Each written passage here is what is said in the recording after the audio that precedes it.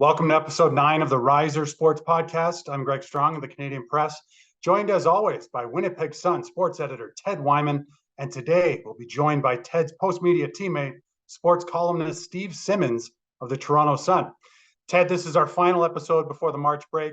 We will soon know who the 2024 Montana's Brier champion is.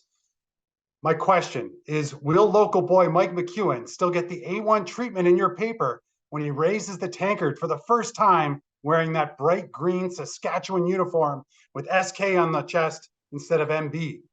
Well, I'll tell you, man. Greg, good to see you, by the way, buddy. I'll tell you, I had planned for us not to talk so much about curling today because we talked about it so much on the last episode. But I knew we were going to have to get into it a little bit. And I knew you were going to be pretty proud of Mike McEwen's start out there at the Brier. He's having a great start for Saskatchewan. And hey, I mean, I couldn't think of another guy in the sport that I'd rather see win. I really think Mike is a great guy, and it really doesn't matter what province he's playing for. I think it would be great to see him win and maybe break that drought for Saskatchewan. They haven't won since 1980, so that is like epic. That's like Maple Leafs levels of not winning the championship, I think. So I think Brendan Bottcher is undefeated as well, but that was my pick. So I'm not feeling too bad about it at this point. Well, we'll follow those picks with interest over the coming days. Let's get down to business here, Ted. It is our pleasure to welcome Toronto Sun and Postmedia sports writer Steve Simmons, who's been working in the business since 1979, one of the few remaining true sports columnists in the country. Steve started his career in Calgary. He's been with the Toronto Sun since 1987, covering everything from the Olympics to Stanley Cup finals, Super Bowls, Grey Cups, you name it. He's written 4 books as well, including The Lost Dream. His latest book, A Lucky Life, is a collection of columns. It is available now. Steve, welcome to the Riser. Nice to be here and glad to be in the middle of all this curling conversation because, as you guys well know, that's my area of expertise. Have you ever actually covered a curling game, Steve? I think at one time you told me proudly you hadn't. I believe I did one in Hamilton at a Brier one day. I did go to when I was working in Calgary, I went to the media day for the Brier, and they paired up a guy from the media with one of the guys who will be playing in the Brier.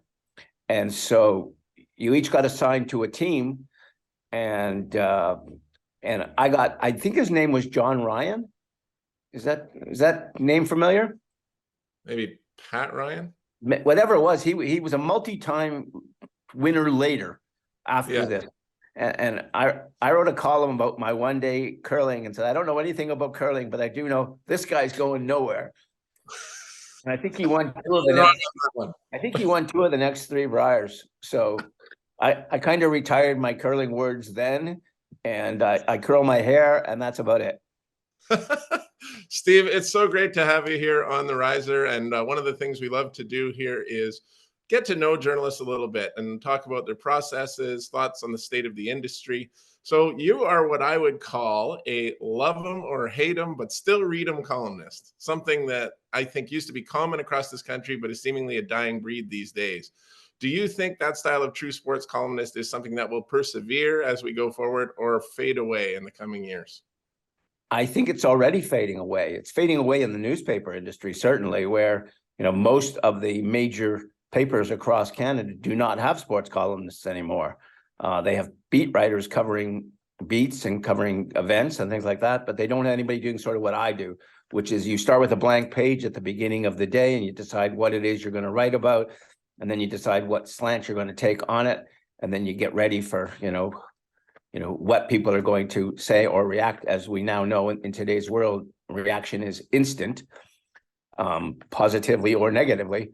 And so the general sports columnist, which when I started in the industry was something every paper had and every paper proudly had, not all of them opinionated, but all of them, most of them in Canada, we were blessed with, my God, just an array of talented people. And same in the United States. And you're seeing fewer and fewer of us around.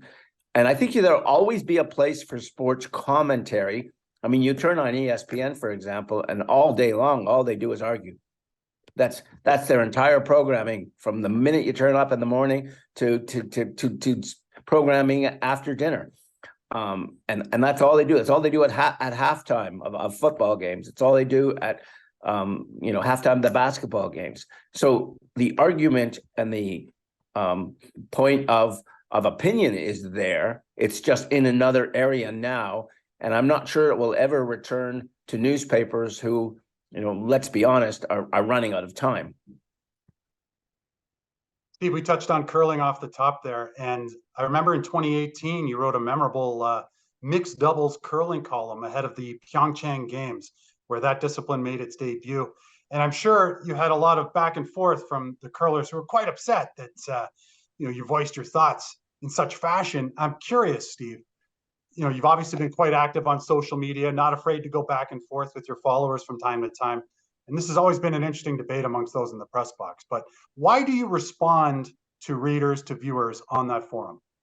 Well, I've actually sort of stopped responding over time as I thought Twitter or X or whatever you want to call it has gotten nastier and nastier and meaner over time. I have pulled back. And what I use that medium for now is posting my work. So if I wrote a column today about the NHL Trade Deadline coming up on Friday, then I'll put it out there and then let people do what they want. I don't even look at the responses anymore. I've sort of set up my Twitter account that I don't see them. Back in the reference you're making to a curling column was actually one of the most responded to columns I've ever written at any event, anywhere, anytime. And Canada had just won the gold medal in mixed curling. And I wrote a column basically saying that mixed curling has no place being in the Olympics. It's great Wednesday night at the local club. If you want to play with, your wife in mixed curling, that's fantastic. But I remember the Canadian curlers, and I don't remember their names, unfortunately. The Canadian curlers who won never basically practiced together prior to, it's like showing up for the biggest event in the world. Hello, and introducing yourself to the other person. And then they win a gold medal. And then there's people who train their entire lives in another sport. And they fight like heck, and they win a gold medal. And to me, you couldn't compare the two. And I wrote that, and the curlers flipped out. And I think our friend Ted over here took their side as well. And we had a back and forth in the newspaper, which was kind of fun. But to be honest, that's sports writing really at its best and its worst, if you want to call it that. You're at an event, or your event just happens. You're commenting on what happened. You're giving people an idea one way or the other, and then let them respond accordingly. I always say if I have in a year, because I write that Sunday column with all kinds of thoughts and opinions. If I have several hundred opinions in a year, I don't know, maybe 1,000. I don't know how many total. And you agree with all 1,000 of them, you're an idiot. In my house, if I have 1,000 opinions, you think my two kids who are now adults and my wife are going to agree with all of my thoughts? Of course not. This is what the world is. So if 50% of the people think that's a good idea and 50% think it's a terrible idea, I think you've hit, for the cycle, if you want to call it that in sports writing, that's what you want. You want people to read and to be engaged. What I haven't liked in the last, say, 10 years is not only do they get engaged, they get mean and nasty. And that's the part that, will probably chase me out of the industry before anything else does. But if you're opinionated, and again, you go through, and I'll list the name, and I don't want to put my name amongst them, from Terry Jones to Cam Cole, to Milt Dunnell, to Trent Frayne, to Jim Taylor, you can go through any city in Canada, all of the greats of the past. Some were opinionated, some were more storytellers, some were writers. They all had different ways, but every once in a while, they all had to state their opinions. And when they did, there wasn't the forum for response that there is today. So it's a little more complicated now than it's ever been before. Steve, you definitely got some blowback on that column from your roommate at the Olympics, which was me. So that debate started pretty quickly as soon as it got out. And I do recall writing it. And it was John Morris and Caitlin Laws who won it. And you're right, they were kind of thrown together at the last minute as a team. But I think that sport is evolving. We're not here to talk about that today. But I disagreed with you then, and I disagree with you now. But I still want to say, I wanted to ask you, the one thing that's clear from your lengthy resume is that you used to attend many of the big North American international sporting events each year and write on them. In a day and age when traveling to sports events isn't as common due to budget restraints, how do you approach the craft differently? Well, I think what's happened over time is you've lost the ability to tell the story from being right there. And I'll use a Blue Jays example, and Greg will be able to relate to this. The Jays lost that playoff game to Seattle a couple of years ago. I think it was 11-10 or 10-9 or some stupid score when they had a huge lead. And I went to the press conference with the manager after the game, and it was going on too long. I thought, you know what, I better get in the clubhouse.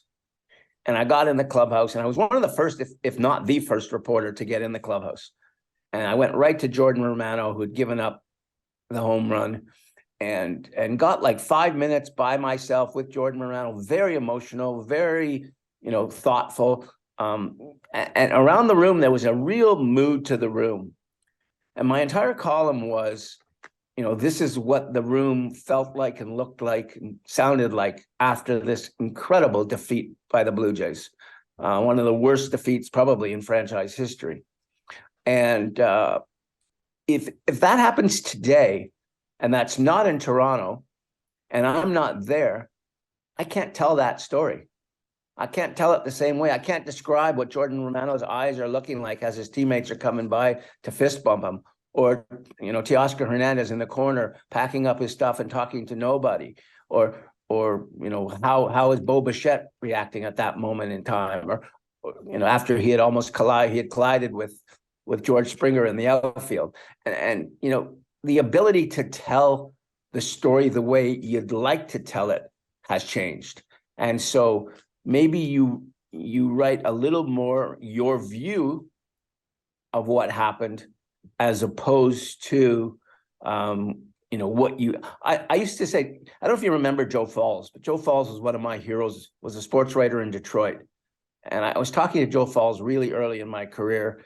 And I asked him, not what's your secret, but what do you try and do in a column? And he said, I want it to sound like I'm sitting, like you're right beside me, hearing all this with me, and you're with me as it's happening. And I've made a point of telling many of my colleagues over the years, bring them to the event, take them there. Tell me what it looks like. Tell me what it smells like. Tell me what it feels like. And I think that's what being there gives you, is the ability to do that. If you're not there, you don't have that same ability. And the story, I think, suffers a little bit because, maybe a lot because of it.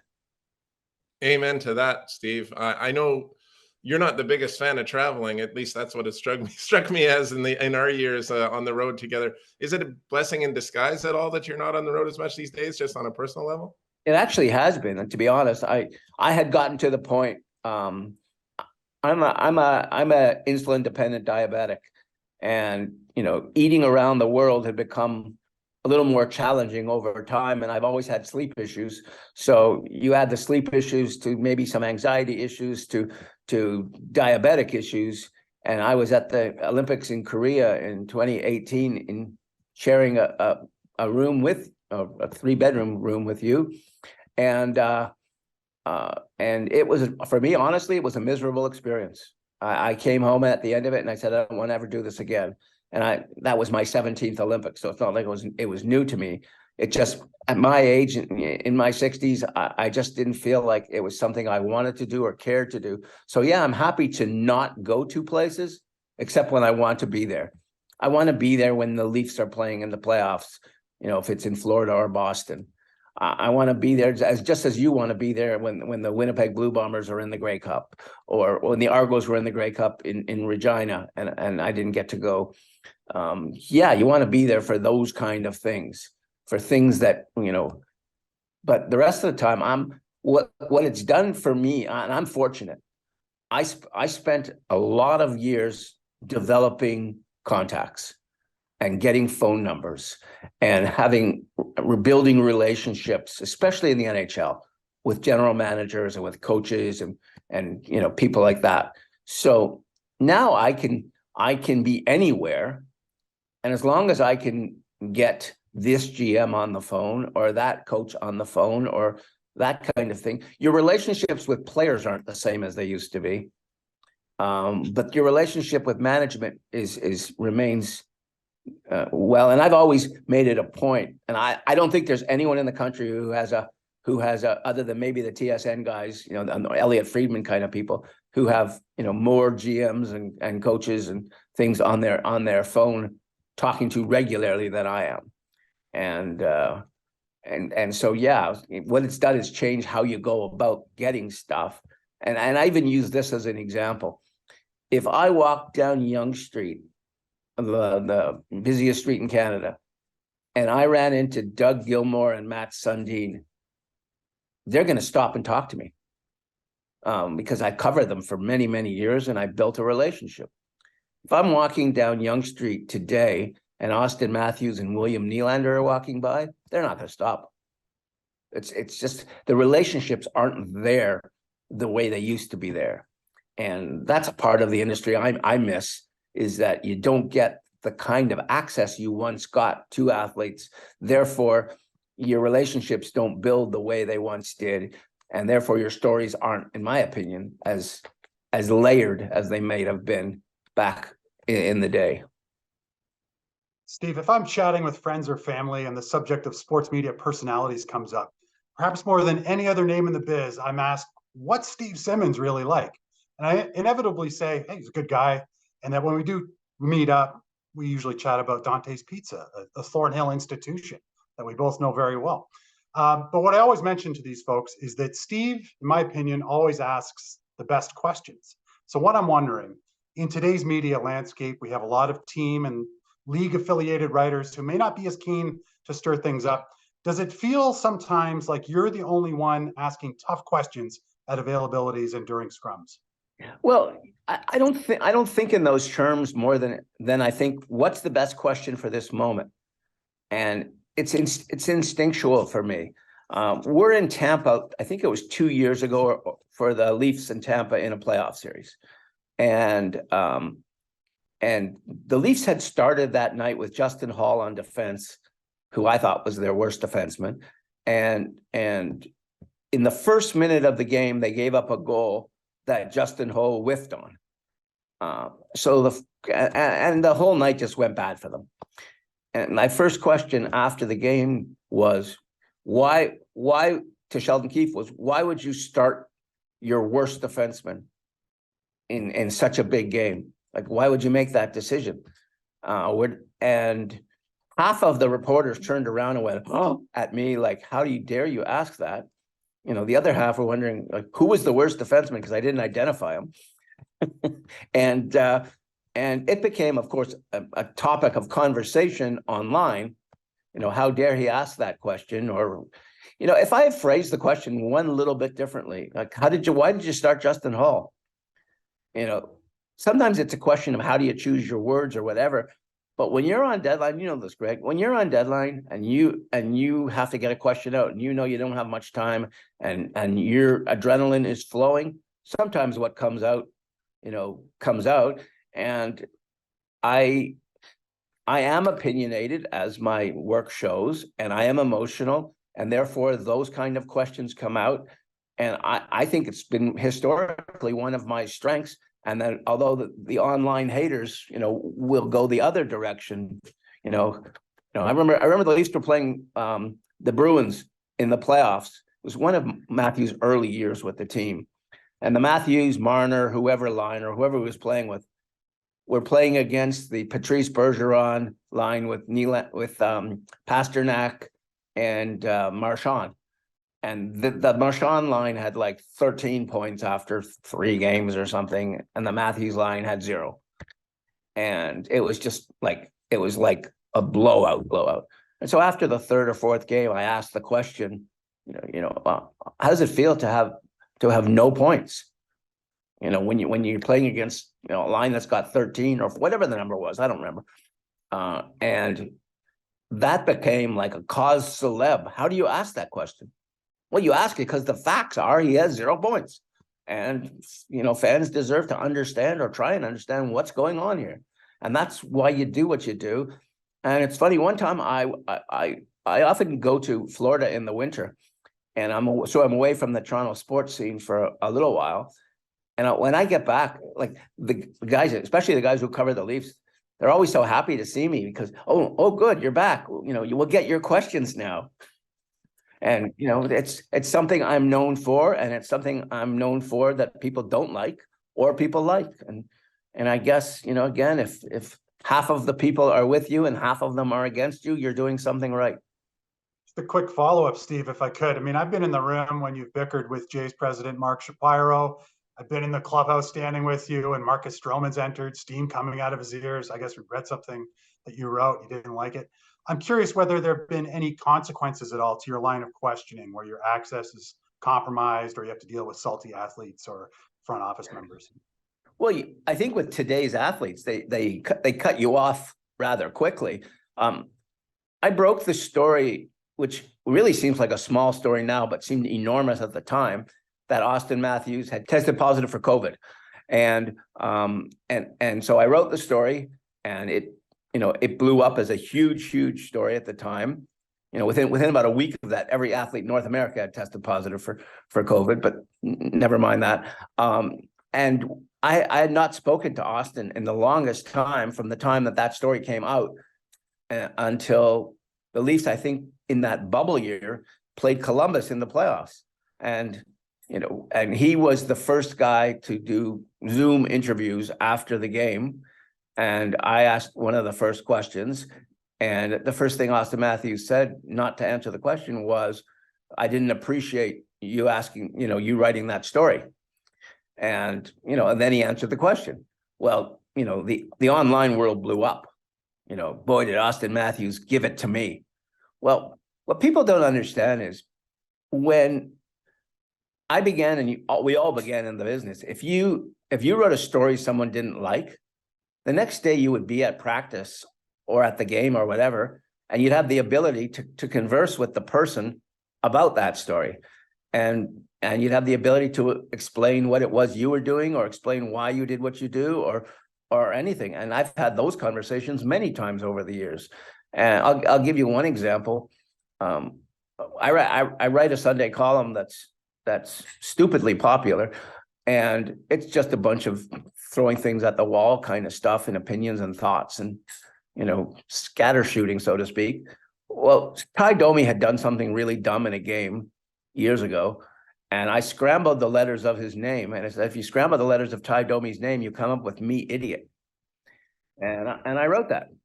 And so I go to Leaf practice, I think on the Monday, and I walk in the room, and I'm barely 2 steps into the room, and Doug Gilmour yells, "He's here," like letting Domi know that I'm in the dressing room. And, of course, I knew I had to walk over and sort of face the wrath of Domi. And we had a real good discussion about, his Albanian background and where his name comes from, and how, he felt that was insulting to his family and this and that. And I explained that when I'm writing, I'm not writing for you or your family. I'm writing for an audience of fans or interested people. And then we started talking about other things, being a father and kids and minor hockey. And then we got talking about boxing. It turns out we both are boxing nuts. Well, from me writing "me idiot" in the paper and us having the conversation in the dressing room, which went on about 20, 25 minutes, Ty Domi and I are still reasonably close, 30 years later. I have a very good relationship with him, and I always have. And if we don't have that conversation, we probably have no relationship. And so instead of Auston Matthews saying, I didn't appreciate that, we would have had that conversation in the dressing room in private if circumstances were different than they were at the time or they are today. And we've never had a conversation about it since. it's just the way the world has changed in terms of, how you approach or how you access athletes. When sports radio started in Toronto, I was fortunate enough to host the 10 to noon show on the Fan with Mary Ormsby at the time. And Gilmore had gotten hurt in a playoff game the night before. And so the entire talk of Toronto was, are the Leafs going to be able to play without Gilmore, who was far and away their best player? And like, we're talking about it. We don't know. We're waiting for medical updates. We're waiting for, team to release something. We're waiting for anything else. So what happened? The producer says to us, as we're doing the show, "Oh, we've got Doug Gilmore on the line." Doug Gilmore was listening in his car, phoned in to let us know he just came from the doctor and he's going to be fine. He'll be playing tomorrow. Like, can you imagine that happening today? Like, that's completely impossible. And yet, Gilmore thought nothing about, I'm going to call the radio station and set them straight and let them know I'm playing. And that's what he did. And I always use that as an example, because you imagine a team freaking out if that ever happened today. That player would be called into the office and just given royal hell for doing that. Steve, they'd literally, at least threaten to take away an accreditation from a media guy just for speaking to a player who was without going through the team. I mean, that's how different it is today. So I want to give you a CFL story because it's really recent. I did a story about a week ago about Bob Dice and Corey Mace, the first Canadian Black coaches in the CFL. And I called the Saskatchewan Roughriders and I asked to set up an interview with Corey Mace. And I explained I'm doing a piece on Black History Month, and he's the second Canadian Black man to be a head coach in the CFL, and I think it's significant. And I've seen he's even spoken about it.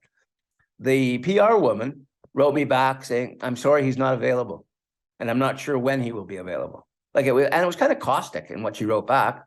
So you know how you get when you get an email from someone, if you change the name and someone at the same company, you can kind of figure out that if it's Ted Wyman at Postmedia, then it's going to be Steve Simmons at Postmedia too. You just change the parameters. So I changed the parameters to Corey Mace at saskriders or whatever.com and said, "I'd really like to talk to you, and this is what I want to talk to you about." And within 10 minutes, he wrote me back and said, "Let's do it this afternoon." So the PR person is telling you he's not available and he may never be available. And the guy who I want to talk to is available. That is the world we now live in, where media relations people are so bad at their jobs, it's incomprehensible. That's an incredible story and a great example of how it used to be and how it is today. And I appreciate all these insights, Steve. I did want to switch quickly just to some current topics. And I know you've been a keen observer of Zach Hyman's career from when he was growing up in Toronto through his time with the Maple Leafs, now starring with the Edmonton Oilers, having scored 40 goals for the first time this season. So what's your history with him, and how meaningful is it for him to be having the kind of season that he's having? It's incredibly meaningful for him, for his family, for anyone who saw him play, as I did in the Greater Toronto Hockey League. I had a friend whose son played alongside him pretty much the whole way through minor hockey and even into junior hockey before he went off to college. And you would never have believed, not that he would have played in the NHL or been a pro hockey player, but that he could have been, very close to a star. And I think right now a star. And the thing about, I want to go back to Zach Hyman's first year with the Leafs.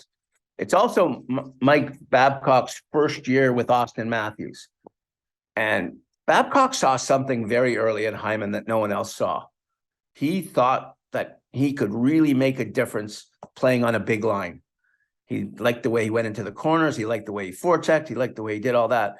So he put him with Matthews, and I don't remember if it was Marner or Nylander played the right side, but whatever it was the Leafs' first line. And Matthews did not like playing with Hyman. He didn't think he was good enough to be a first-line player. He kind of quietly bitched in the background. And at the end of the season, Babcock had to fly to Arizona to meet with Matthews and basically explain to him why it's in his best interest to have Zach Hyman on his line. And here, fast forward to today, and what a charmed existence Zach Hyman's had as an NHL player. He's played with Austin Matthews most of the time in Toronto as a center, and now he's playing with Connor McDavid in Edmonton. And we used to joke that he would get a million chances and score on one of them. Like, he didn't have good hands. And my youngest son, who was a really good hockey player, minor hockey player, except he had terrible hands. And so the standing joke, whenever Hyman would miss a chance, is my son would send me a text, comparing himself to Hyman, how, they had the same sort of skill level. And then all of a sudden stuff started going for him. Like suddenly he was scoring more. Suddenly he was getting to the better places. He's such a smart guy, and he's such a hardworking guy. And he just worked at his craft and worked at his craft and worked at his craft. And he didn't have the natural skills to be a great NHL player or even a good NHL player. He just kept working at it. And you even look at Michigan. Like, after 2 years at Michigan, Red Berenson was ready to cancel his scholarship and get, sort of toss him aside. He hadn't produced anything. And then his fourth year, he's a finalist for the Hobey Baker. There's something inside Zach Hyman, that an absolute drive to be better and better and better. And he's done it. And you watch him now. Yeah, there's always players that benefit from playing with great players. Mike Krushelnyski, who was a pretty average NHL player, I think had 88 points playing with Wayne Gretzky. Warren Young, who was a minor leaguer, scored 40 goals playing with Mario Lemieux. So there is a Connor McDavid factor and a Leon Draisaitl factor to what's happened with Zach Hyman. But the biggest factor is that Zach Hyman has just worked so damn hard, and his confidence and his ability and his knowing where to be on the ice and how to be there. I don't like to give Mike Babcock credit for too many things, but when everybody was telling him there was no way Zach Hyman should be playing on that line, Babcock was right. He was the first guy on it, and he played a big part in Zach Hyman getting to where he is now. But Hyman himself has taken himself from this level to that level. It's so wonderful to see. And I've known about him for a very long time, and I watched him, playing bantam hockey and minor midget hockey and tier 2 junior hockey. So I had a sense of what his will was. His will was far greater than his skill. His skill is now catching up to his will. And he married a girl who I actually dated in high school's daughter. So I have a connection there, and I coached for his dad in the GTHL. I coached minor hockey for a very long time. And so I've had all these family connections of different kinds. So, I'm a big believer of Zach Hyman, and I'm a big believer of him getting behind Jewish causes at this time when there is so much anti-Semitic hate in Canada and across the world. And he has been outspoken in that way as well. So, you won't find a bigger Zach Hyman fan, I think, than I am. Steve, you've been a longtime CFL fan and a regular at Argonauts games over the years. I think it's safe to say we could probably put that team 5th on Toronto sports depth chart behind the Leafs, Jays, Raptors, and even Toronto FC, probably just ahead of the Toronto Rock lacrosse team. Quite a fall over the last few decades. Now, BMO Field, big improvement over the Dome, of course, for a number of reasons, but they still can't seem to draw, and the younger demographic does not seem interested. Are the Argos dying, Steve? And if so, how much longer do they have? They're not dying because they're owned by the largest sporting corporation in the country. That, for them to lose whatever money they lose in a season is like lunch money for MLSE. So long as they're willing to lose lunch money on MLSE and make tons on the Raptors and the Leafs and the building and the soccer team and all that, And by tons, I mean equity as well as what they make on an individual season. You know, you look at what they paid to buy Toronto FC for and what that franchise is worth now, it's, you know, it was a fabulous investment. You know, the Argos are not a fabulous investment. The Argos are, they're yesterday's team. Everybody has a wonderful memory of the Argos. If you know, when I used to host radio shows, if I was having a day I didn't know what to do, let's talk about, you know, why people don't go to Argo games or remember your biggest Argo memories. The phones will light up, like people will, but it's the same 46 people calling, and it's the same 46 people going. And you know, I'm 67 years old. And when I go to an Argo game, we've had season tickets for most of the past 5 years. I'm one of the younger people in our section. And so what you're getting is people who were fans back in the day. They have not translated in a world where Toronto is NFL mad. And I think Toronto is a fantastic football city.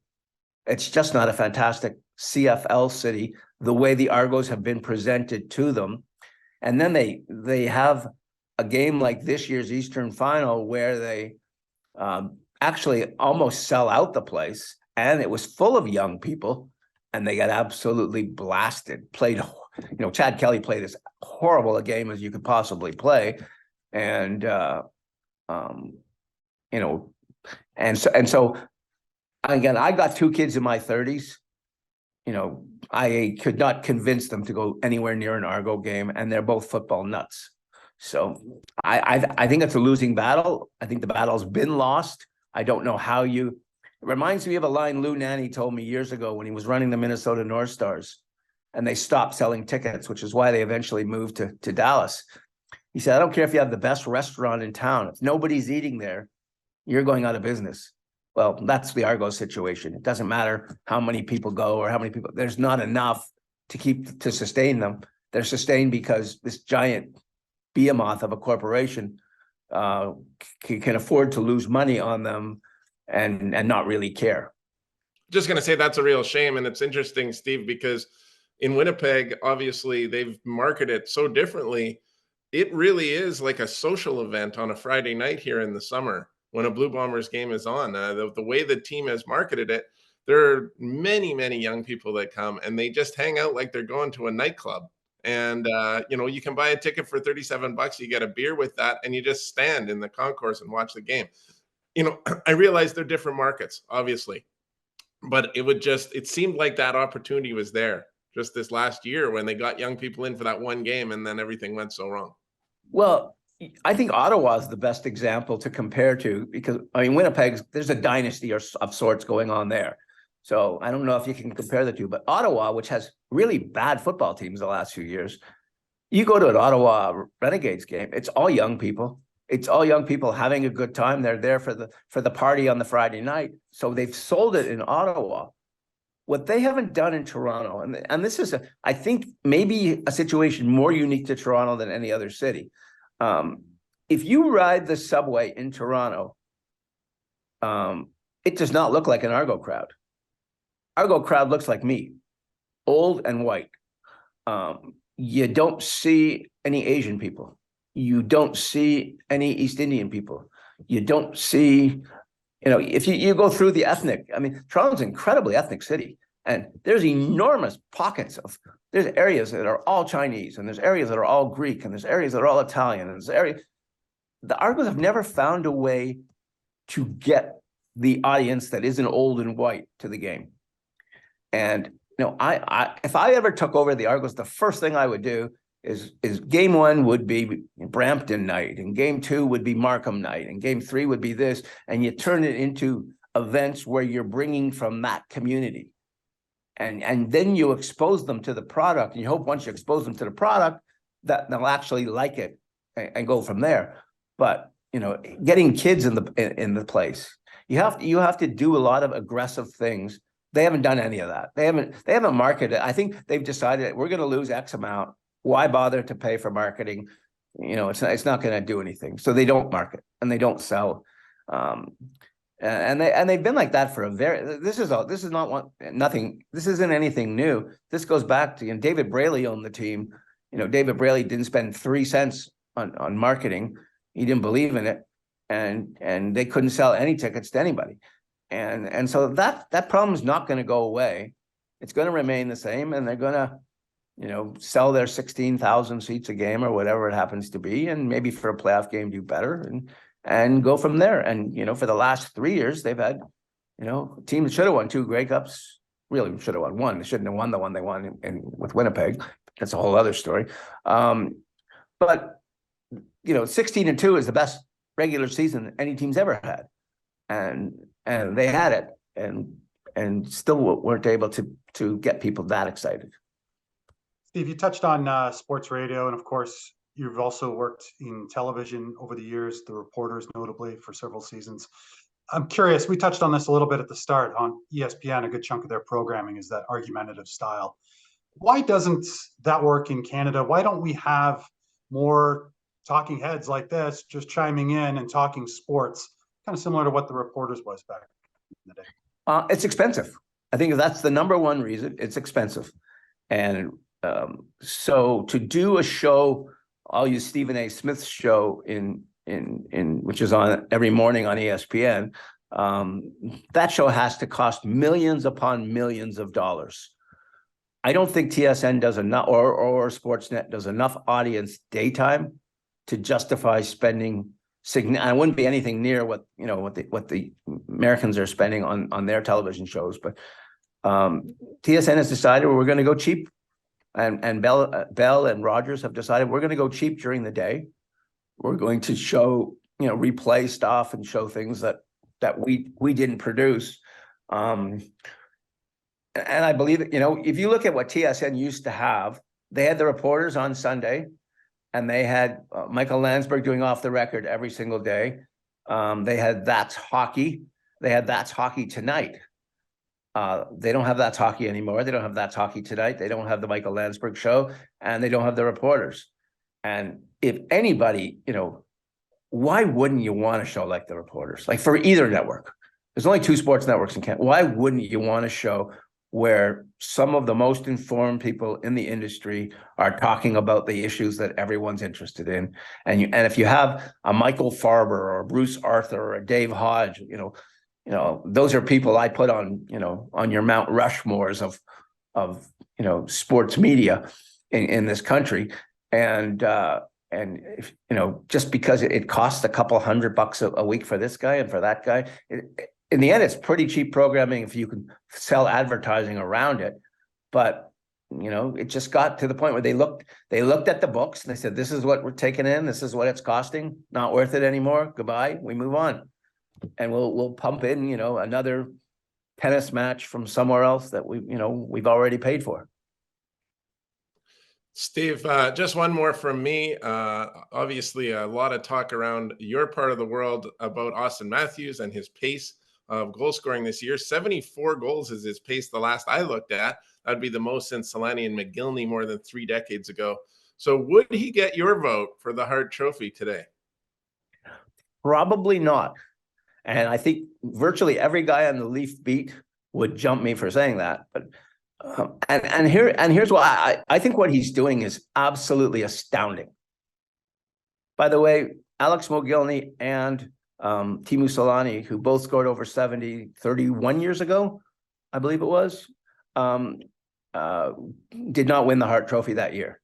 Mario Lemieux did. Right now, Austin Matthews has a ridiculous number of goals and 1 more point or less point than William Nylander. If you look at Nikita Kucherov right now, who's leading the NHL in scoring, he has 40 more points than anyone on his team, than anyone on Tampa. You look at David Pasternak, and I think he's got 35 more points than anyone on his team. So how can you tell me that Austin Matthews, with 1 more point, yes, ridiculous amount of goal scoring, but with 1 more point than someone on his own team, and these guys, and Kucherov's 40 points ahead of the next guy, most valuable player to your team? I don't know. I think right now And again, the season's not over. We haven't got the end of the McDavid, numbers yet. I'm always putting, but between McDavid and Kucherov and Pasternak, and I think that it's a great race. And there's a lot of arguments you can make on every side, but I'm not sure he would get my vote. And he's having a sensational year scoring wise and a sensational year defensively. So that he is a complete great hockey player. I mean, but is he right now the most valuable player to his team in the league? That's what you're supposed to settle out. And you could even put, for your purposes, you could put the goalie in Winnipeg in the conversation too. But to me right now, if I'm voting today, Kucherov has got my vote, and probably Pasternak would be second. Steve, I wanted to ask you one more on sports media, and actually, Ted, it'd be interesting to get your thoughts on this too. Just keen to get your thoughts on newspaper wars. And of course, when you were first coming up in the biz in Calgary, you got the Calgary Sun, Calgary Herald. In Winnipeg, Ted, of course, has the Winnipeg Sun, Winnipeg Free Press. There are 4 newspapers in Toronto, Steve. Just curious to get your thoughts on the current scene. Is there still a newspaper war? Does it exist? Yeah, the newspaper war is, can you pay your bills that month so you're existing next month? I think that's the newspaper war today. Are we going bankrupt or are we not going bankrupt? Used to be when I started at the Sun in 1987, the Toronto Star and the Sun were like mortal enemies. And, you always looked at the Globe and Mail sort of for a different kind of coverage, but the Star and the Sun were head to head at every event we went to, at every, whether it be the World Series or Jays playoffs or Olympics or whatever, you were, what did they write? What did you write? And you looked at it every day. Now, one of my favorite moments was in Australia for the Summer Olympics. It's the final day of the Summer Olympics in Australia. And at the time, Steve Buffery was our Olympic reporter and really, really good at what he did. And the late Randy Starkman was the Toronto Star Olympic reporter. And he was really, really good at what he did. And something happened on the final day, and we all wound up in the bar in the press center, or the media village, actually. And afterwards, and Starkman's still working away, and everybody's drinking, and Buffery gives him a shot about, put the typewriter away or whatever. The Olympics are over, and somehow one word came to another word. And before you know it, they're on the floor throwing punches and wrestling. This was not a fun thing. This was a serious fight between guys who are actually pretty good friends. But this was a serious fight. Emotions got to a point, competition got to a point, and this just happened. That's the kind of stuff that happened at that time. Now, I'm not saying we fought all the time or that kind of thing, but inside you were fighting. Inside you were battling for whatever edge you could get. And inside you were trying to get a story that they didn't have or didn't decide to go at.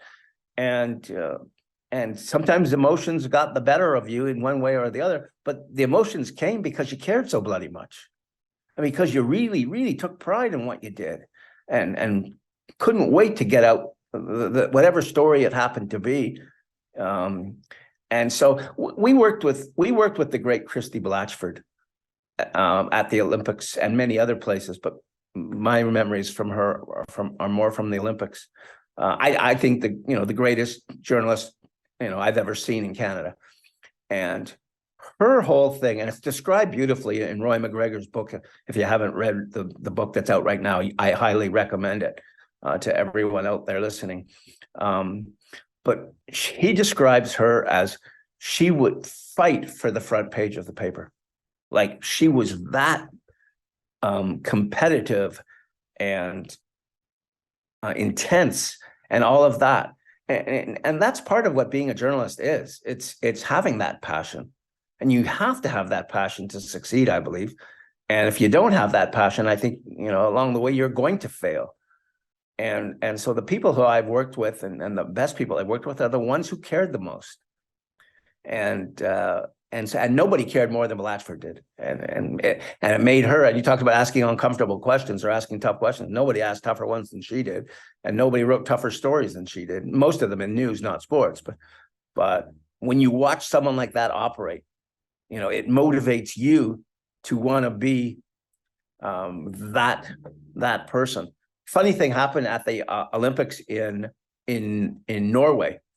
Canada played Sweden in the gold medal of hockey. That was the day of the famous Forsberg shootout goal. And Blatchford was covering it with Buffry and myself, covering the final. And she's like God bless her. She is the biggest Canadian hockey fan like there's ever been created. And when Canada lost, she was crestfallen. And so they put us in an area. We're not allowed to go down to where, the interviews take place until after the medals have been handed out. So they have us sort of locked behind a barrier. And finally, Blatchford she can't stay behind the barrier anymore. She's too impatient and she's too upset and whatever. And so she starts taking off towards the dressing room area. Well, she takes about 4 steps. 2 security guards put her up against the wall pretty roughly. And before you know it, Buffry is in there, like third man in an NHL fight. And he's like in there and they grab what was his credential? They grab his credential and hold it over the security guy and holds it over his head like, we're going to take your credential away. I grab the credential out of the hand of the security guy. And I said, Beezer, go deep. And he just runs up like a fly pattern. And I hit him with a long throw. He puts his thing back on, covers himself up with a scarf and a hat. So they don't know like who he is.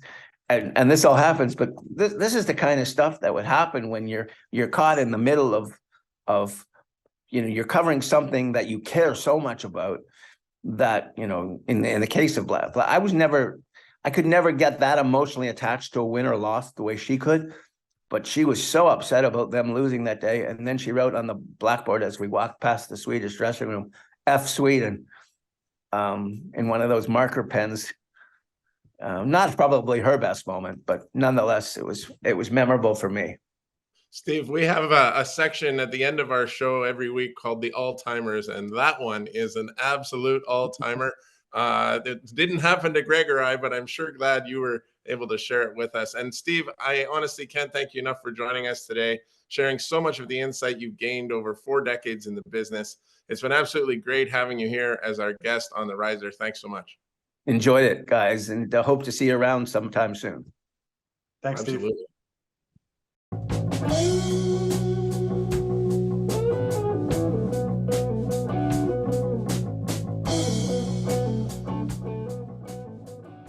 Well, great to have Steve Simmons join us, Ted. I mean, we've had a number of great guests. Steve's session there lasted about an hour. It was fantastic. What did you make of it? Incredible insight from Steve. And one of the ways that I described him early on in the show was that he's that love him or hate him, but still read him columnist. And I think that's such an art. And there aren't that many guys like that left on the media scene these days. And, I think what's great about Steve is that he's willing to say what he wants to say. He's willing to have that opinion. He's willing to defend it. He's willing to admit sometimes if he's wrong. Those kind of things. It's you have to have guts to be able to do that. And you have to be willing to take the hate, and you have to be able to, I guess, process the love if some people are on board with it. One thing I wanted to bring up, actually, Greg, was in our conversation about the changing landscape of media and how we are, in terms of the competition between the outlets. It's really interesting at a lot of NHL arenas these days, and I'm sure you experienced this during the playoffs last year, especially around the Winnipeg group. It's like people get together and they kind of decide which players we're going to ask for, and then the questions are all asked, and then the whole group actually types in some of the quotes together and shares it. And rather than it being this really adversarial, I want to make sure I talk to this one player and I've got this, and the other guy is saying that as well, and you're kind of keeping all these secrets from each other. There's this group effort in some ways to make sure the coverage gets done. And I mean, I'm not saying I hate that. There's some convenience to it. There's no question, but it's awfully different from what we would have experienced years ago. There's no way you would even want somebody listening in on your conversation with a player. But because you only have so much time in the dressing room these days, you might only have 5-10 minutes and then the PR people are wrapping it up and kicking you out, there's a certain need for a group mentality. So I just was curious on your thoughts on that, because it is such a different world from what maybe we all grew up with in this business. Yeah, I was a little surprised at the setup there with the Jets. I mean, I obviously was coming in cold, helping out with our hockey coverage. The Jets, I think, one of 4 teams from Canada that made the playoffs last spring, if memory serves. Anyway, so yeah, I handled the road games that series, and yeah, it was a little unusual coming from other rooms in the Toronto area where you just go in and get whoever you want. Sometimes they bring, the captain out, they bring out the player, and everyone takes those sessions in. But the access was a little bit different than what I was expecting. That being said, I mean, I think there were opportunities to go out and get your own stories as they presented themselves. I remember one of the Jets forwards cut himself, Morgan Barron, I think. Morgan Barron. Yeah, so Barron cut him. So I was able to get him one-on-one. I was able to get in close for a photograph of his face. It was really really bruised and rather gnarly, I think, safe to say. But anyway, just as an example of, I think there were stories there that you were able to get outside of the so-called pack mentality. And our business has changed so much, like a lot of, you could probably have like Jets TV, I guess, was probably running that stuff live when there were availabilities. If not, they had it uploaded shortly thereafter. You could get it on the website, you can get it on social media.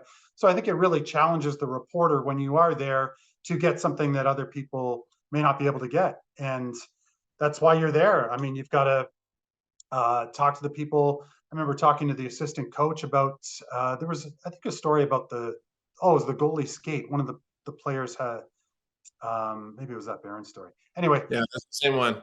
Yeah, so talking to the assistant coach, talking to other goaltenders about their skates, just little things like that. Sometimes it can be good, and those stories can get a lot of play because it's not always the big Blake Wheeler story, or it's not Bones sounding off or whatever, right? So it's an interesting dynamic, but I do think these situations present opportunities for other stories. You just have to go out and get them. Yeah, you do have to do that. You do have to keep working and getting your own thing. But what I'm saying is, I think there's more of a sense of cooperation with media than there probably once was. And a lot of that is due to the fact that you just don't get that much time with these players. And so, and everybody's on various deadlines, and deadlines are different than they used to be too, just because sometimes your deadline is for getting it online right away, not necessarily waiting until 10 p.m. that night. Or in some organizations, newspapers print much earlier these days. So sometimes people have to get stuff up by 1 or 2 in the afternoon. So you might have a deadline right after a practice or right after a game day skate. So it is a really interesting dynamic, is all I'm saying. And I'm not saying it's better or worse than it was in the past, but it's different. Yeah, the biggest thing that's changed since I've started in the biz is you don't see as many one-on-one opportunities to sit down with a player at practice or after practice and just chat with them for 20, 25 minutes. I mean, I think that was common occurrence, and you get great stuff out of that. Now it's often, 60 seconds. There probably be other mics in your scrum. A lot more difficult to get one-on-ones, depending on the sport, depending on the beat. A lot of factors in play. Some teams, some sports are thrilled that you're there covering things. Others not so much, and they like to keep things to a minimum. So it really depends on what you're writing on. How about some hot topics, Greg? Well, where do we begin? I mean, NHL Trade Deadline around the corner, Ted. It's interesting with the Canadian teams. A lot of them got their work done early. What are you expecting here with all of the trade deadline hoopla? Of course, it's always a big thing in Canada. All the bells and whistles for the big countdown. I think it may be a bit of a dud this year. What's your prediction? I'm expecting it, as usual, to not live up to the hoopla. Let's put it that way, because everybody starts talking about the trade deadline 3 months before the trade deadline. And really, in recent years, what has happened is that the biggest trades, the biggest names on the market are being moved long before the deadline. Winnipeg already picked up Sean Manahan. Vancouver picked up Lindholm, and the Calgary Flames traded Chris Tanev to the Dallas Stars. I mean, those are big moves, and those are 3 of the biggest names on the board. It just, the fact that you still have this trade center, this wonderful, exciting day where everybody tunes into the Canadian sports networks to watch the news break, and they end up talking about guys drinking pickle juice or whatever it is all morning because nothing happens is kind of silly. I personally think it's silly. But I don't know what your thoughts would be on it, whether maybe it's just a matter of the media hyping it too much or trying to make money on it, as this is what we try to do in our business, because there's a lot of interest out there. But I had to laugh. I was watching one of the shows last week or earlier this week, I think, and Frank Saravalli from the Daily Faceoff was on. This was on Sportsnet, and somebody asked him about how, and after the Chris Tanev trade, what was going to be available for the right shot defenseman market. Well, that's pretty specific, isn't it? But apparently that's what a lot of teams covet in the league. And Frank had a great line. He said, "I wish I were as thin as the right shot defenseman market." I thought that was a fantastic line. And honestly, it's funny though, because I think that really brings into focus that this is a very thin market overall. There's not a ton left out there that teams are going to be able to get that's going to really improve them for this season. Winnipeg got Monahan. He's got 8 goals already. That's a huge development. And I heard a few people say they think Dallas getting Chris Tanev is even bigger because of the impact that a really good battle-tested defenseman is going to play. When it comes down to the rest of the week, I don't see it being a huge deal. What about you? Yeah, I don't either. I mean, if Jordan Eberle gets moved or whatever, is that going to move the needle? I don't really care one way or the other. I think it's great, really smart, and a prudent move for these NHL contenders to get their work done early. Get it done in late December, in January. Give the players an opportunity to really mesh and gel with their team, as you're seeing in Winnipeg. Is it possible that Toronto or Edmonton could make a really significant move? Yes. And that would surely, I think, bring a sigh of relief to those who are planning the trade center coverage. To have something to really talk about the day before or the morning of would be great for them. But for hockey fans, I don't think they care as much as they once did. The landscape has changed a lot when it comes to this trade deadline stuff and the buildup to it. I don't think it's going to be much of a needle mover here, just given that the market, as far as potential trades, doesn't appear to be as hot as normal. And given, I think we'll probably see very few trades. Greg, let's just switch topics and talk a little bit about the Toronto Raptors. We haven't talked about them too much on the riser up to this point, but they're not very good. They haven't had a very good season. They made a lot of trades, obviously in a bit of a rebuild, retool mode. Maybe I think you described it more as a full-on rebuild, but they're it's not impossible still to get into the play-in round because so many teams are in it nowadays in the NBA. So should they be trying to win games and get into that playoff round, or should they just be focusing on gunning for the best possible draft pick? The latter, for sure. I mean, even if the Raptors made the playoffs as a 9th or 10th seed, which is a whole other subject that drives me crazy. Having a 10th seeded team make the playoffs with like a 389 winning percentage, to me, is just bonkers. I don't agree with it. I'm all for maximizing the playoff juice, but to me, that's weak sauce, I think, at the end of the day.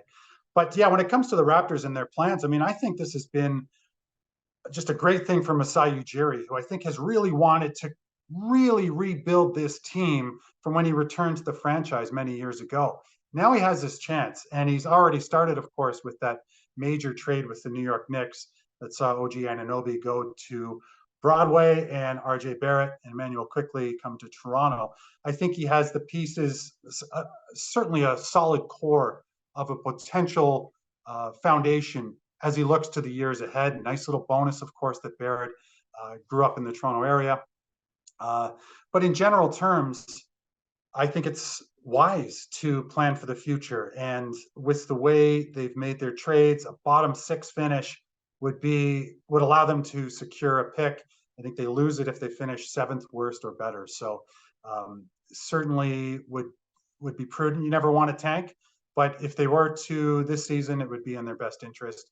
And it's a team that's looking to the future. They've got some interesting young pieces, guys like Grady Dick, Quickley, Barrett. These guys are in their early 20s and still have plenty of potential.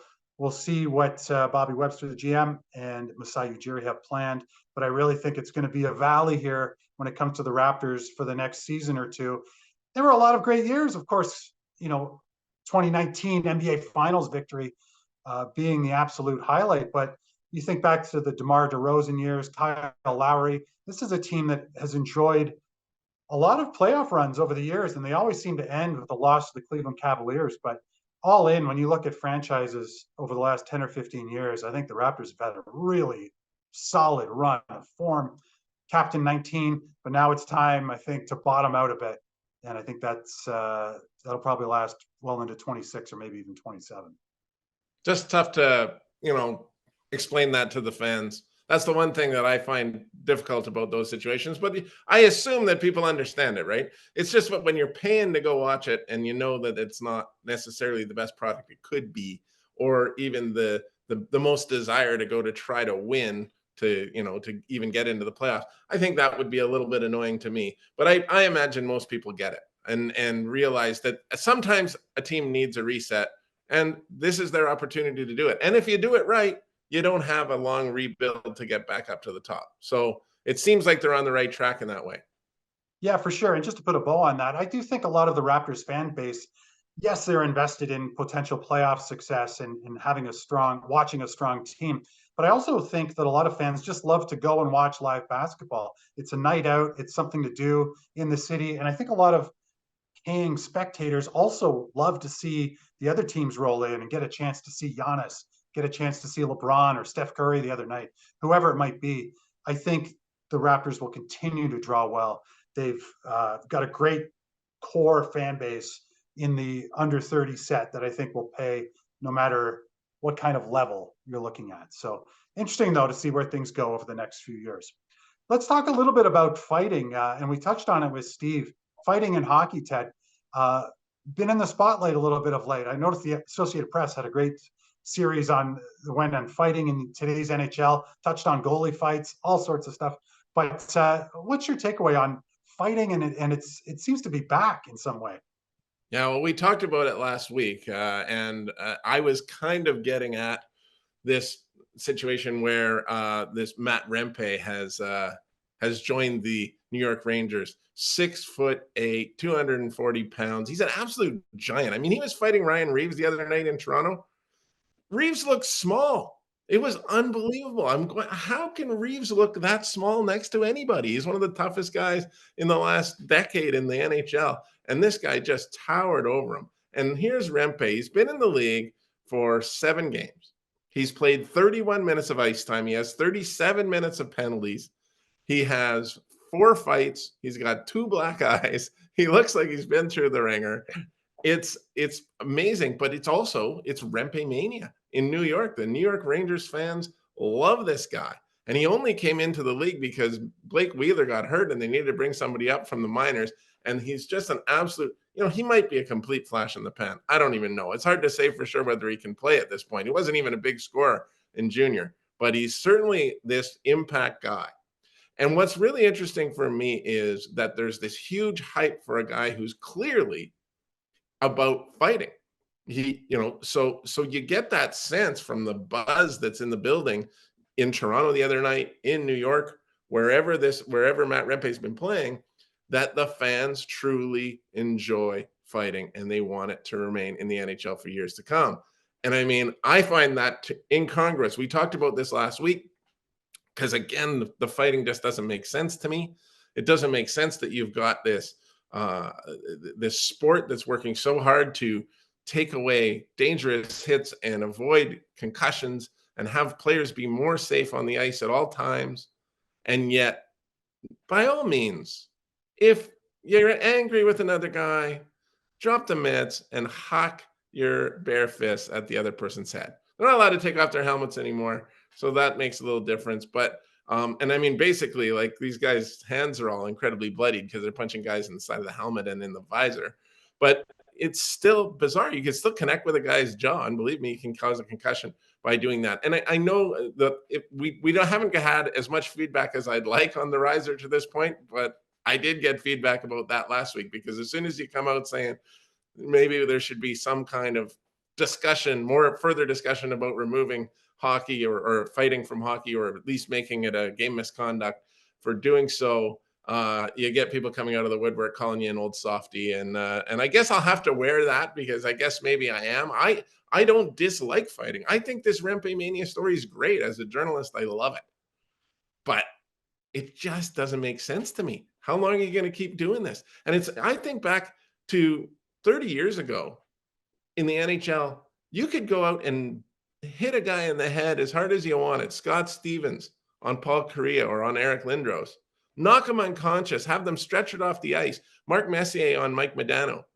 Stretchered off the ice. And there wasn't even a penalty. There wasn't a suspension. There was nothing. It was idiotic and barbaric. We've come so far from that in now protecting players. Yeah, maybe the Department of Player Safety is a little inconsistent, but they're getting there. And yet it's like, no, don't touch our fighting. I don't know. What do you think, Greg?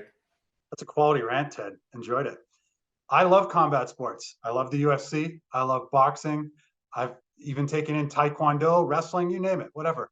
And I enjoy a good quality hockey fight. I don't think there's any harm in that. But let's be honest, it's so stupid. The stage fight is dumb. To have the two guys square off at center ice and pound each other fist on helmet for the most part. I mean, how many clean shots do they get? There are few and far between. I watched that Reeves fight the other night. There was like maybe one or two clean shots. The rest, the other 20, 25 shots were all hand on helmet.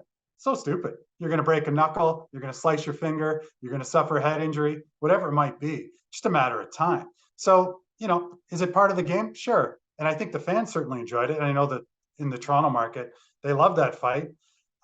Does it energize a team? I don't know if it energizes a team any more than a quality hit does or a great goal. I think that's up for debate. But it's intriguing to me to see hockey fights return after 10 years of trying to phase them out and a lot of concussion talk, et cetera. Now it's building back up again. Really something interesting to watch, and we'll see whether it continues ahead of the stretch drive here. As I touched on last week, you never see this at the Olympics. So I don't think you need it, but I do think it's entertaining for some. Really interesting point, and maybe ties back into what we're talking about, the trade deadline. I mean, the Rangers are either number 1 or number 2 in the NHL right now. They're right up there. They're clearly looking like they're going to be all in on having Matt Rempe in their lineup down the stretch and possibly into the playoffs. How much do other teams look at now? What do we need? Do we need a really tough guy to be able to handle these other teams? And Rempe is not just a fighter. He's a big hitter too. I mean, he's crushing guys, and he's going to stand up for himself if he does so. So, I mean, it's really going to be interesting. And I do like that. I like kind of coaching, and it's weird to call that a coaching innovation, but it's a throwback coaching innovation to to have a player like that in the lineup and to utilize him and have him be effective. So I like seeing how those things happen, and it'll be interesting to see if other teams follow. Greg, want to change subjects a little bit and ask you about the Blue Jays. Third baseman Matt Chapman signs a 3-year deal with the San Francisco Giants, bringing an end to any possibility of him returning to the Jays. How did that fall apart with the Jays, and how much will they miss him, especially on defense? Yeah, I think there was interest from both sides, and I think that Scott Boras, the mega agent in MLB, who represents Matt Chapman, like a lot of other players and free agents this offseason, coached to basically wait this one out and see how much you can get as far as max term, max money.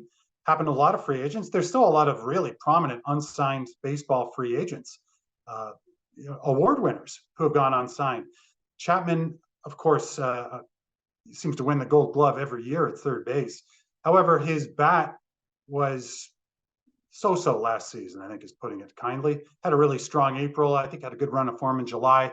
All in on the season, though, fairly disappointing numbers for someone who has had some power in the past. That being said, I do think a lot of Blue Jays fans wanted to see his return and were hopeful that February and a late signing ahead of the preseason and into the regular season in a few weeks was going to happen. But no, he's going to San Francisco and changing leads. So I think the Blue Jays are approaching that third base and second base position as players by committee. They'll have a few and not quite a platoon setup, but a few so-called utility players who will fill that role. And of course, Isaiah Kiner-Falefa, who New York Yankees fans will remember, has been signed on a 2-year deal. He'll probably see most of the reps at third base this season. You could see Davis Schneider. You could see Kevin Biggio at second base, get some spots at third. Justin Turner, I'd say Toronto's top free agent signing this offseason, may see some time at third as well. So an interesting approach. I think the Blue Jays front office obviously been very quiet. Took a run at Shohei Ohtani this offseason. Didn't score him, of course. But are going to give an opportunity for these players to get back to their offensive form. They've tinkered with their offensive coaching setup, and they hope the bats will wake up for 2024. And we were talking off air with Steve, what kind of Blue Jays team are we looking at here? I do think it'll either be a crash and burn team or really a solid team, upper 90s as far as wins go, either 79 or 99. So I think they'll avoid that mushy wild card middle this season. But yeah, we're only a few weeks away from the regular season. We'll see what happens from here. I did want to ask you, Ted. Yeah, sorry. I want to just rant a little bit about that and just about one thing.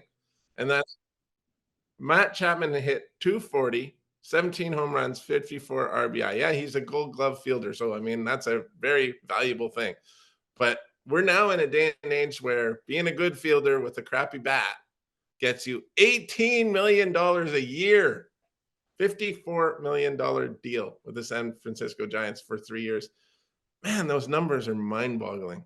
I'm telling you, it's just amazing what pro athletes make today. And of course, we're in a world where Shohei Ohtani makes $70 million a year, although he defers $68 million of it or something.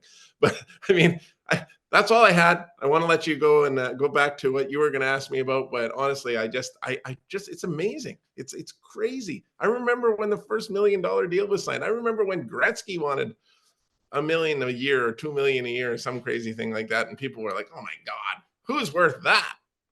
Matt Chapman gets $18 million a year and he can't hit. Matt Chapman turned down a qualifying offer that was around $20 million from the Blue Jays. And he has opt-out clauses, so he'll probably still cash in. If he has a solid year, he'll really cash in next year because he has an opt-out opportunity. And then he could get that 6-year, $170 million deal he's looking for. I'm just ballparking there. But yeah, you're right. The numbers for salaries are simply ridiculous. And the fact that Shohei Ohtani was able to get $700 million US from the LA Dodgers. And the Blue Jays apparently were in the ballpark with that kind of money. When you factor in the exchange rate, that's like you're pushing $1 billion Canadian for one player. Of course, Ohtani is unlike any other player, a two-way superstar, and it would essentially be an investment in a whole new market for the Blue Jays. But or we could feed the poor.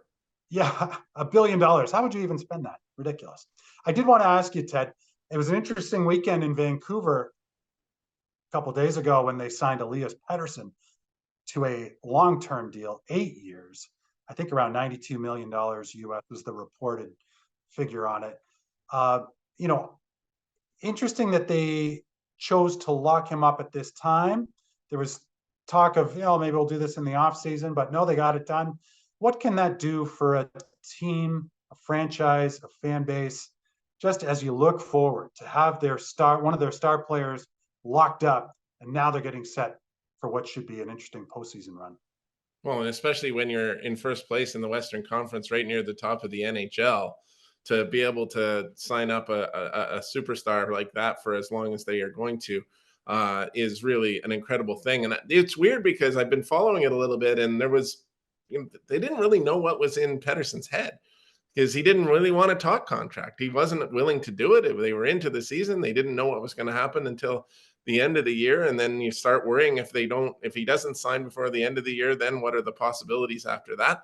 And so it's kind of something that came together here fairly late in the season, just in late February, early March, and they were able to finally lock him up. This guy's 25 years old. He's got 29 goals, 75 points this season. He had 102 points last year, his first season over 100 points. The thing is, he's kind of like this quiet superstar, and he's not very talkative with the media. He doesn't share his personality much, and it's kind of enigmatic. So I think a lot of the media and a lot of the fans were kind of wondering, what's he really all about? Does he actually care about being here and whatnot? So I think it's great news for the Vancouver Canucks, who obviously, like Winnipeg and Edmonton, are strong contenders to do something in the Western Conference this year come the postseason. And I think that just lifts everybody else up too. It happened in Winnipeg when they signed Mark Scheifele and Connor Hellebuck to matching 7-year contracts just before the start of the season this year. It really boosted that organization with belief that it's, the owners, Matt, it means something to build a good team. The players themselves, Scheifele and Hellebuck, believe in what's going on here and they want to be here. And I think it's buoyed the Jets to a really strong season. Not just that, but it's been part of it. And I think the same thing is happening there in Vancouver. But interesting you mentioned that, Ted. It allows me to give you a quick follow. What's the attendance scene been like in Winnipeg since we chatted and since co-owner Mark Chapman weighed in with the Athletic, commissioner came to town? Has the fan base responded at all? Is that still a talking point? Only been one game. One game. How was the number? And it was not a sellout. It was it was the night that Gary Bettman was in town, and it was about 14 something. The max is 15,200 or something, and so it was maybe 1,000 short of a sellout. So it's a problem still, but it's interesting because we should have segued to that anyways. But I'm glad you brought it up because we talked about it last week. Bettman did come to Winnipeg, and he basically said, "What is everybody talking about? There's nothing wrong here. Why would you people think there's anything wrong?" Well, it might be because the owner came out and said there was something wrong. But apparently that's not what he meant. He didn't mean that, when they had their campaign last year called Forever Winnipeg, where it basically threatened that the team would leave if the fans didn't start getting on board. And then he came out again this year and said, no, we're not going anywhere. And then he came out and sounded the alarm again and said, this is never going to work if it's unsustainable if we don't pick things up. None of those meant that they were going to leave. They meant that they just weren't going to be able to be as competitive. Apparently, this is what the new line is from the ownership and from the league, with Bettman coming into Winnipeg and pouring water on all of the concerns. I'm sure that made the fans happy. And realistically, it doesn't make sense that they would be looking at moving anyways, because the ownership owns half of downtown, and they're pretty invested in what's going on here. But I thought it was poorly handled by owner Mark Chapman, just the way he spoke, the words he used in the conversations he had with national media, not Winnipeg media, I think really spooked people. And in a place where it's happened before, where a team left, I don't think that was a very smart marketing strategy. But I do believe that that is going to settle down, and people are going to start bearing down, and I believe trying to make sure that the team does things better, the business community gets involved, and fans who stop going are going to try to start going back. That's just the way I see it, and I see this resolving itself. Just another quick follow, Ted, because I find this story fascinating. Did the local Jets beat guys and gals feel slighted that the co-owner of the team went to an outside national reporter to break the story, essentially? Yes. For sure. I mean, and he did eventually talk to some local media, not the Winnipeg Sun. That was his choice. But he did talk to some local media after. But it was more when he was into his damage control mode, started talking about, talking to media and doing one-on-ones and sitting down and getting his message out that way. But yeah, of course people felt slighted. I mean, and it's not just the media that feels slighted. I think the fans feel a little bit slighted, and maybe those businesses that he's trying to reach. How do you reach the local businesses and the local fans by going to a reporter in Toronto who works for the Athletic, which no, I'm not saying anything against the Athletic, but not everybody gets the Athletic. It's a subscription service. Not everyone in Winnipeg reads that. And I mean, I know not everyone reads the Sun or the Free Press either, but they're probably a little more, there's probably a little bit more readership for those two. And in all honesty, why do you go out there and sound this alarm nationally? So now everyone in the NHL who saw his words, everyone in every market, across Canada, across the States who saw that, now thinks there's a big problem in Winnipeg. Like, is that who you were trying to reach? Because shouldn't that was the goal, right? People of Winnipeg to convince them that they need to do something about it? I don't see that you need to reach it almost like, in some ways, I think it's almost like it's embarrassing. It's almost they let the rest of the NHL put the pressure on Winnipeg. You don't want to look like you're the small-time market. I didn't like how it was handled, and I think that it was a mistake, yet another mistake that they're going to have to make up for in order to rebuild this. Well, one way to rebuild things is to win the Stanley Cup, and I Well, think they got a great team. They're a real favorite. Yeah, it's going to be a fascinating spring in your great city. Yeah, the Jets scored 9 goals, 9-0 in the third period in their 2 games over the weekend. Came back from 3-0 down against Carolina to win 5-3. Came back from 2-1 down against Buffalo to win 5-2. Those are the kinds of things that get a fan base excited. There you go, buddy. There you go. So, Greg, what a great show so far today. Just want to let people know we're going to take a break next week, a little March hiatus, as Greg mentioned earlier. So, a little longer show today. Didn't want to cut off Steve Simmons because he had so many great stories and on tons of great things to talk about in the hot topics. So, going a little longer today. Won't have a show next week. Hope you folks all enjoy it very much. And we've still got some more for you because we're going to take a move now to the all-timers, where we tell some of our favorite stories about our time in the business. And Greg, you're up first today, my friend. Well, my first full-time year in sports was 2004. I started with Canadian Press in 1998 and worked news side for 5 years or so with some sports shifts. And then, moved in the fall of 03, I think, to sports full-time. So 04, got an opportunity to cover a few really cool events. A few that stand out were the Athens Olympics that summer, the World Cup of Hockey also, I believe, in the fall that year. Either way, it was in 04, maybe the spring. Regardless, on the road, I'm giving the props out, Ted. This is, for those who are watching this, not listening, I'm holding a monopod, but very similar to that, and I don't know if they make them anymore, were what's called scrum busters. And you'll often see these back in the day. I'm going to give you the full effect. I'm going to stand up and hold it here.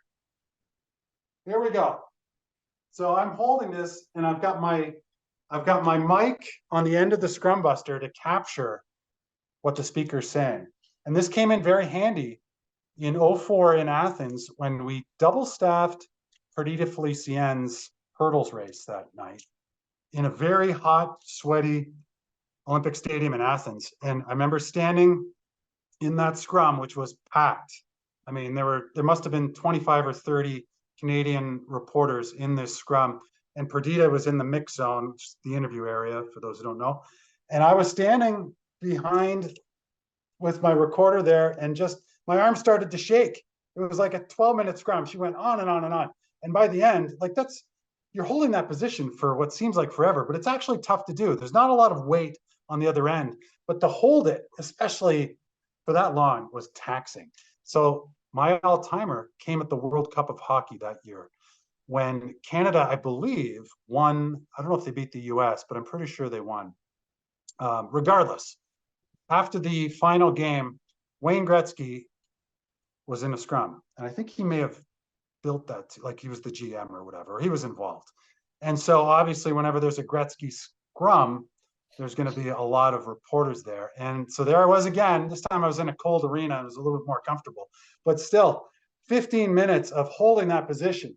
And at one point, maybe minute 14, I looked down at my pocket to see whether my recorder was still rolling. Of course, the mic is on the other end, but I'm rolling in my pocket. So I looked down, and when I looked back up, I noticed that my left arm, which has been up in the air for 14 minutes, had shifted, and I nearly hit the great one with my microphone, which would have been an all-timer as far as like bloopers. It would have been obviously terrible, but my microphone was like this and getting closer to his face, and I pulled it back at the last second.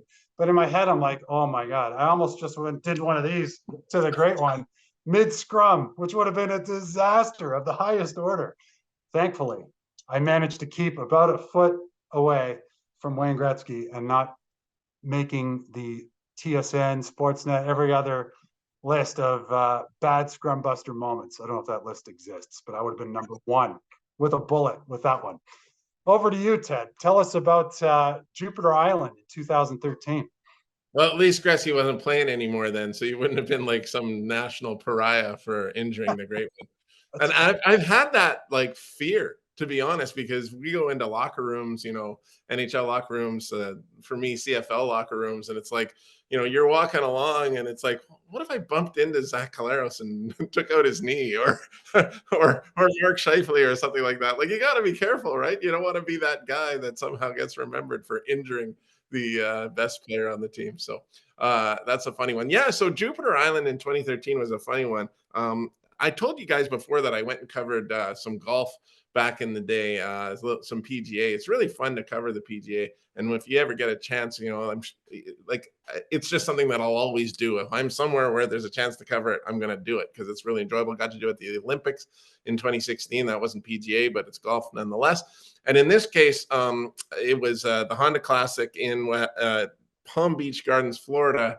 And Tiger Woods was playing, and Rory McIlroy. I told a story about him before, but I went to the Yard House, which is a restaurant bar nearby after the round one day, and it's a great bar. Tons of beers, tons of TVs, and so there's like 50 TVs in this place, and they're all showing NBA and NFL draft combine and what have you. And there's one TV showing a hockey game. And I'm watching that hockey game. I'm sitting there having my beer, my burger. I'm watching this hockey game. And these people sort of like tap me on the shoulder. It's like, hey, you like hockey? I'm like, yeah, I love hockey. And they're like, oh, that's cool. We love hockey too. Our son plays hockey. So they sit down, they start talking. And they say, where are you from? I go, oh, I'm from Winnipeg. And they're, oh, we're from Boston. They go, we have friends in Winnipeg, or from Winnipeg. Maybe you know them. I said, who's that? Oh, Keith and Chantal Kachuk. I think that's her name. I can't remember if that's her name, but anyway, the Kachucks. And I'm like, well, I don't know them, but I'm a sports writer there, so I certainly know of them. And they say, oh, well, our son is best friends with their son, Matt. So Matthew Kachuk, he's probably about 14 at the time or something, right? He's a young player, but definitely an up and comer. As we know, he's turned into a heck of an NHL player over the years since then. But anyways, the real interesting part of the story is we got to talk and we had a great time. Really, really nice people. And they said, the woman said, my mother would love to meet you. And I said, well, oh, okay, well, I'm covering this golf tournament. She said, well, do you have time? Could you come up for brunch? It's Sunday tomorrow. Can you come up for brunch? And I said, I guess so. How far is it? And no, it's not far. It's just up on Jupiter Island. So I don't know if you know what Jupiter Island is, but it's a very, very exclusive community. Tiger Woods lives there, or he did at the time. I believe a sheik lived there as well. I believe the owner of the Baltimore Colts lived there at the time. And there's this apartment building that these people live in. And so they were very adamant. They wanted me to come. So I came to their place. And I was definitely not dressed for it. I had no idea that I was going to something as swanky as I was. But literally, like after convincing the doorman that I actually was invited, they let me in.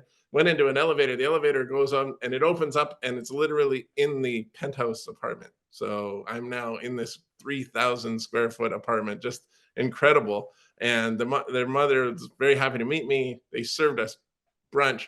And the funny part of the story is that they were showing me around, and she says, oh, well, you must know our neighbor. And I said, oh, I'm not sure. I don't think I would know your neighbor. No. And she goes, well, she's very well known in Canada. It's Anne Murray. And I was like, yes, I know who Anne Murray is. Yes. And she goes, oh, and you must know her friend was over. And I was like, you must know him. I go, who was that? And she goes, Bobby Orr. I'm like, I don't belong here, folks. Like, I am just a rube from Canada who was invited to come for brunch. I'm wearing my cargo shorts and my sandals, and I got to go back and cover the Honda Classic this afternoon. But I mean, it was just so funny, just because the way she put it, it's just like, well, you must know Anne Murray. I'm like, no, I mean, I know who she is. And Bobby Orr, no, I don't get to hang out with him too regularly either. Anyway, that was my funny story from Jupiter Island in 2013. And Greg, love telling these all-timer stories, and that's just one that really stood out for me. Nice. Yeah, that's great. The legend, Number 4, Bobby Orr, and Anne Murray, another like Steve and I from Thornhill, Ontario. Absolutely. There you go. Anyway, Greg, another fantastic episode of the Riser. We'll be back in a couple of weeks. Hope you enjoy your vacation, my friend, and get a little time away from the Newmarket and the Toronto area and the sports scene. So I'm just going to say, to wrap this up, special thanks to producer Alex Antoniadis, the Toronto Metropolitan University Podcast Lab, social media intern Ryan McMahon, and of course, today's guest, Steve Simmons from the Toronto Sun and Postmedia. Our music is by Tuesday Night Jam out of Winnipeg, logo designed by John St. Clair. You can follow us on X, formerly known as Twitter, Facebook, and Instagram, and please subscribe wherever you get your podcasts. Greg, cheers, my friend. Thanks, Ted.